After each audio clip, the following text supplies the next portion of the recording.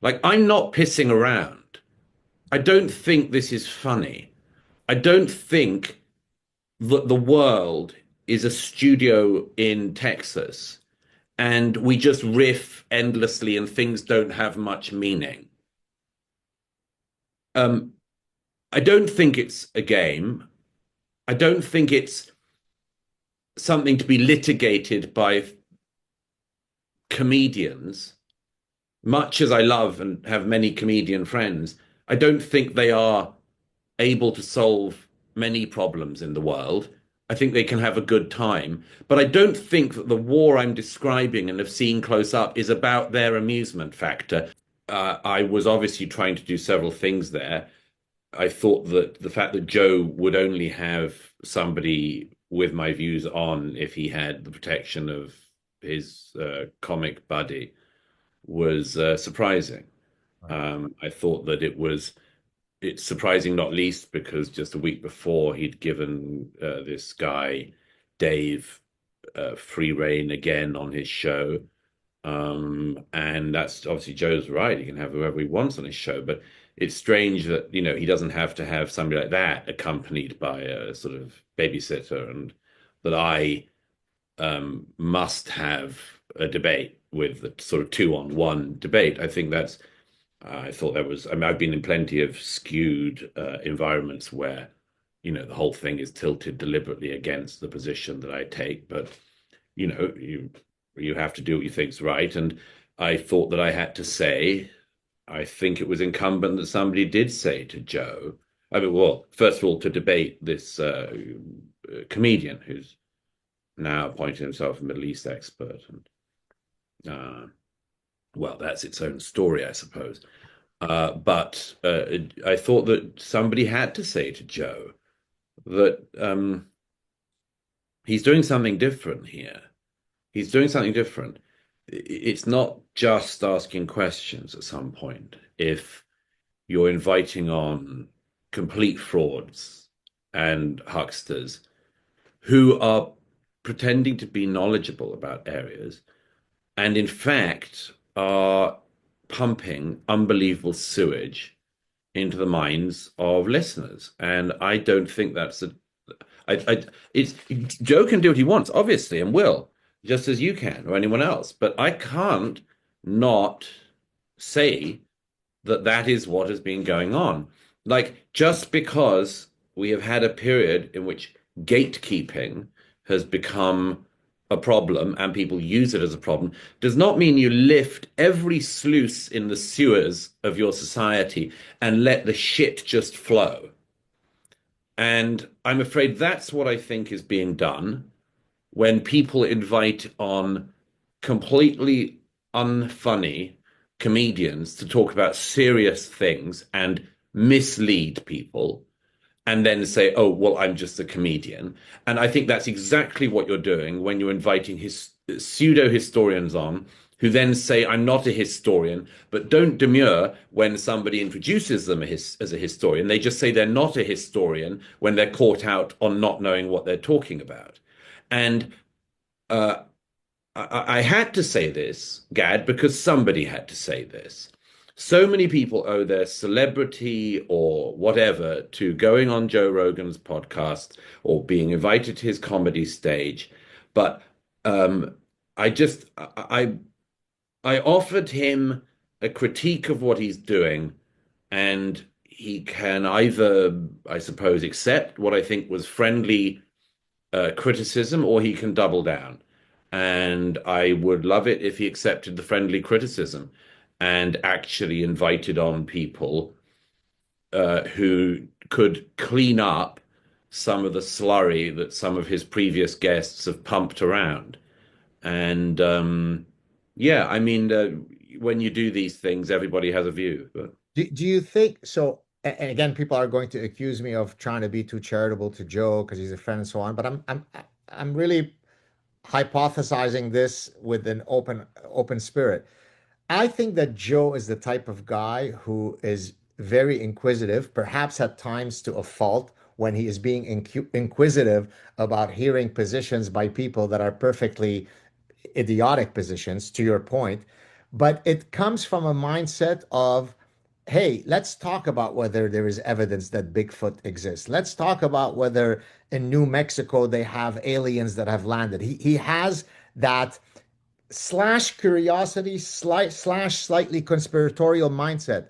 So could it be that all of these imbeciles that he's invited, Churchill is really the evil guy, not Hitler, Israel are the evil.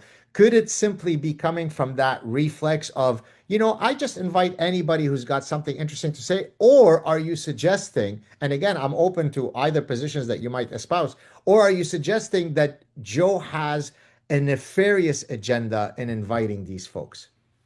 I don't know. I don't like to create windows into people's souls. But I would just say that I think you can tell quite a significant amount from two things. One, if somebody went on Joe's podcast and talked about MMA fighting and turned out they had never been to a fight and they had actually got no understanding of the basic rules of MMA, Joe would notice and would not bring that person on again to talk about MMA. And I suspect his horseshit detector, which is pretty acute normally, would ring fairly early, and said person would be called out on the podcast for not knowing what they're talking about.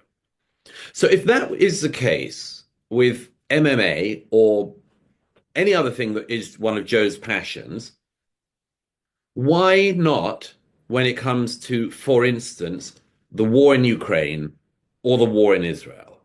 Why not?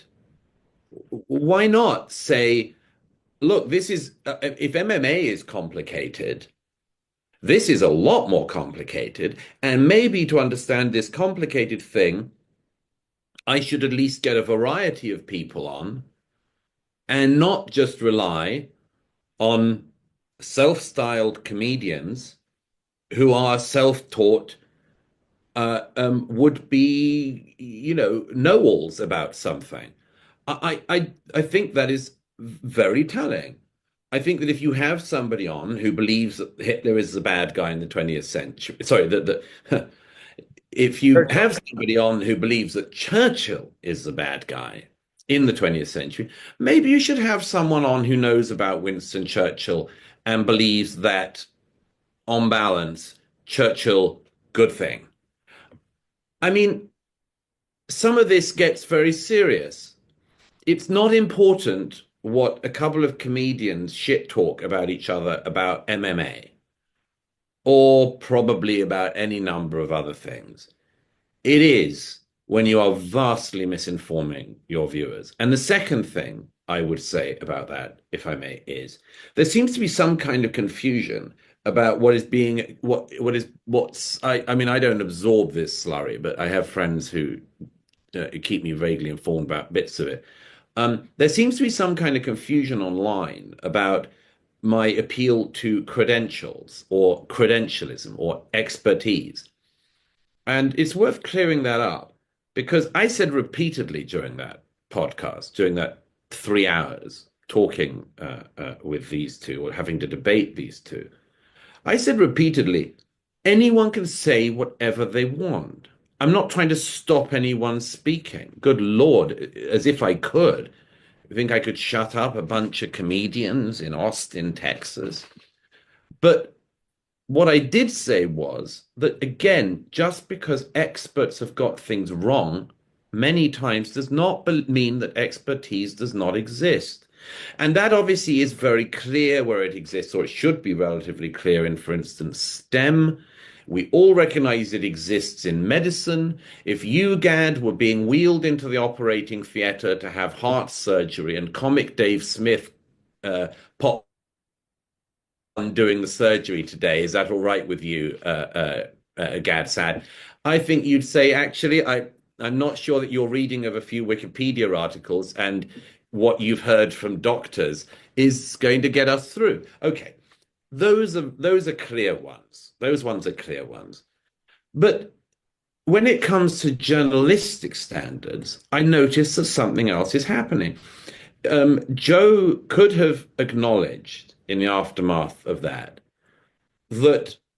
a person like me who has put in the work, who has done the field work, done the groundwork, and written a book which I don't think Joe has yet had the courtesy to read, but which shows in considerable detail, I'd say, um, the what is a first-hand account of a conflict.